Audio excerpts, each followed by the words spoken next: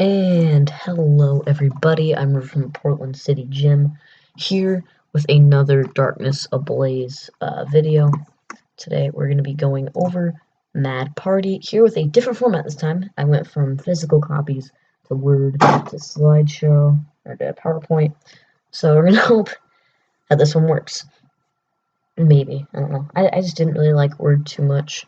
I felt like it seemed too much like a shopping list than it did like an actual Pokemon deck list. So I'm switching to this one. So yeah, just gonna see how this goes. So today we're gonna be covering Mad Party, a deck that no one seems to be giving any attention to at all. And I feel like that's not really fair. I feel like this is really cool. I feel like even what this is based on, I really like it. It's based off of Alice in Wonderland. Like that's the rabbit. We always said I'm late. That's like the actual tea itself. That's supposed to be like the Mad Hatter. So I forget. It's been a while since I've watched Alice in Wonderland, but so I forget what Dedenne is supposed to be. But you get the idea. So today we're going to be covering Mad Party. Definitely an interesting deck that is 100% worth checking out. I do think it has regionals, internationals potential that most people don't seem to see. And one thing that it definitely has going for it is a certain stadium that you'll see later. But let's just get into Mad Party with Pokemon supporters. It's pretty simple. We have 4 Bunnelby, 4 Dedenne, 4 Mr. Rime, 4 Poltegeist, 4 Sinistea, 2 Dedenne GX, 1 Crobat V, and 1 Oranguru. Oranguru, of course, is just kind of for the consistency, being able to swap a card on your deck with a card in your hand. And then, like the standard Mad Partiers, the main attacker here is 100% Poltegeist. You can attack with Bunnelby if you want to. However, there's a certain reason why we won't want to, and we'll get to that later. But basically, Poltegeist is what you're going to be want to be attacking with 90% of the time, so that you can go ahead and hit some crazy numbers. Numbers such as 300, 280, 260. You get the idea. So, and Poltegeist, of course, has the amazing ability. It's basically Zoroark GX's trade or Chinchino's Make Do, except you can only discard Mad Partiers and then you draw 2. So that's pretty solid. And then, of course, having Mad Party attack. Mr. Rime you can't even evolve into, so of course you are going to be just discarding it, much like Lampent in the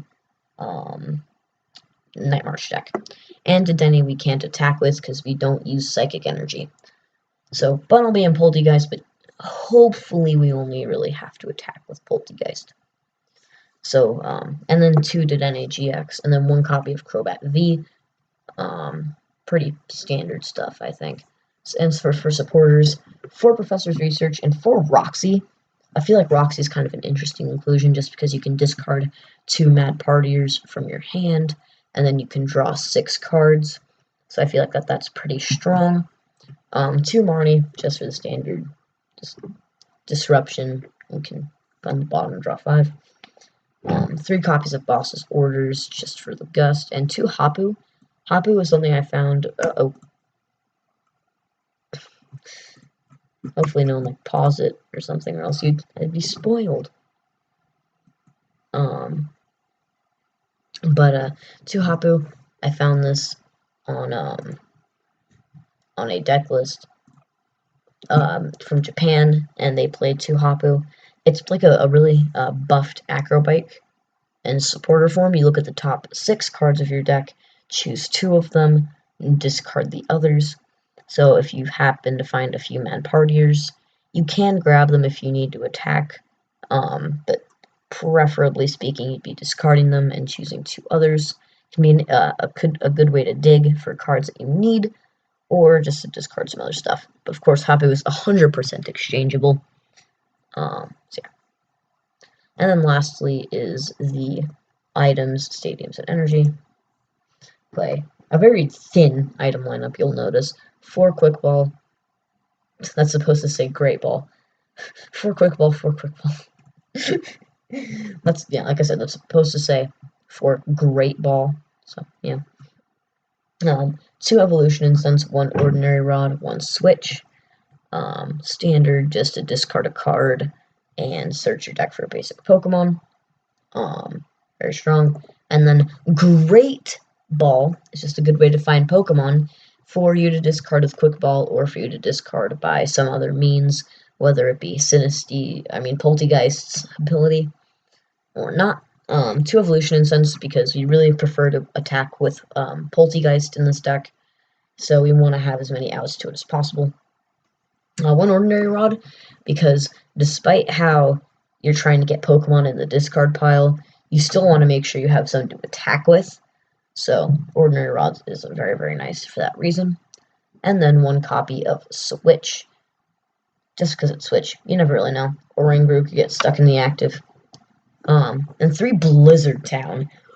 Oh my goodness. Blizzard Town. Blizzard Town is a card in Unified Minds that most of you probably forgot about. It basically has the effect where anything, if it has 40 HP or less remaining, it can't attack. And that is really beneficial to this deck because you can be hitting 280 damage on your standard VMAX, and they'll have 40 HP remaining, and they can't attack. So, and this is kind of a way to compensate for the fact that we do kind of miss all the important numbers. It is impossible for us to hit 320 at the moment, because we can't copy their attacks from the discard pile. Marshadow GX used to be able to do that and expanded with Night March, but of course that rotated. So yeah. So we have to we're always going to be hitting around 280, 300, which will relieve most VMAXs at 40 HP or less remaining, meaning that we can theoretically stop them from attacking because we do so much damage, but again, so much damage, so little effect. But with this, it'll give that little damage an effect. However, this does pose 1 problem, and this is why I said that we wouldn't be attacking with Bunnelby much. And that is because Bunnelby only has 40 HP. And that was the only problem I really ran into with this. It's that Bunnelby, which is usually the main thing you try to attack with, only has 40 HP, so technically it wouldn't be able to attack. That's something that really sucks about stadiums, because that affects you too. If it only affected your opponent, I think it'd be too busted. But other than that, everything else here is so fragile, it just goes down in 1 hit anyway. So Blizzard Town doesn't affect us as much as it affects our opponent. Say you have 1 Poltegeist in the active and 1 Poltegeist on the bench, and you have all the other ones. I mean, you don't prize any. Do that, and you're going to be hitting 280, and you're going against, Dragapult or something. I don't know, it's supposed to be some kind of big deal or something. You will stop it from attacking. Now, you go against Eternatus. Now, Eternatus is significantly more difficult to pull this combo off. But, theoretically, if you only had 1 single Mad Partier in play, and you have all the other ones, and saying that you haven't prized any, and that you managed to discard all of them, you could stop Eternatus. Now, the prizing thing is the only real problem with that, because being able to get all of them in the discard pile, I mean, that's easy. And plus, if you can stop them from attacking and assuming they don't have a backup attacker, then the first one can stay alive for as long as it needs to. But, again, getting them to 40 HP or less remaining is rather difficult when you're multiplying by 20s and there's only 16 Mad Partiers. If they were to add, like a few more mad partiers. Or maybe they made it 30 damage instead of actually never mind. That was stupid what I was about to say. Actually, no, it wasn't. If they only had 12 mad partiers, but it did 30 damage for each mad partier, you could hit 360. Well, not 330, because you still need one to attack. 330, and that would always 100% activate Blizzard Town. Unless they're playing, like, Lucario Melmetal. But that's about it. But other than that, though, you can really KO anything. This is like the Zacian Destroyer. Because they can't attack during their next turn, and they just use a huge 230 attack on like a little 60 HP Pokemon. And it one-shots it effortlessly with one attachment. This is the anti-meta play, especially with Blizzard Town. Blizzard Town's an awesome stadium. But seriously, like, if I was actually stressing, like, man, I really want a counter stadium, or like a stadium that can help this deck out, but I can't think of any. So I went to Google and I just typed in Pokemon Stadium cards. And then like I had to scroll down like a far amount, and I found Blizzard Town.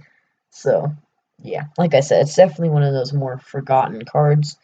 Oh, and did I mention that this whole thing's post rotation, as all of my Darkness Ablaze deck lists are, because it only have 1 month with all the other cards. And plus, post rotation doesn't hit this deck at all. It doesn't miss anything, except maybe Mysterious Treasure. But even then, you don't really need Mysterious Treasure. And then, oh right, there's energy too. 4 Twin Energy, 3 Triple Acceleration. Since we're mostly going to be attacking with Poltegeist, Triple Acceleration is definitely worthy to put in here. And the 4 Twin Energy, of course, just because it's Twin Energy. Of course you need it. Anyway, that's the deck list. Tell me what you guys think, because thoughts are neat. So, yeah. Definitely hit subscribe and like and all that stuff that YouTubers are supposed to say at the end or beginning of their videos, depending on what kind of YouTuber you are. And this is River from the Portland City Gym, 100% legit, not fake, signing off. And I know I have to pull up the thing, but I don't feel like editing it, so you know what? There we go.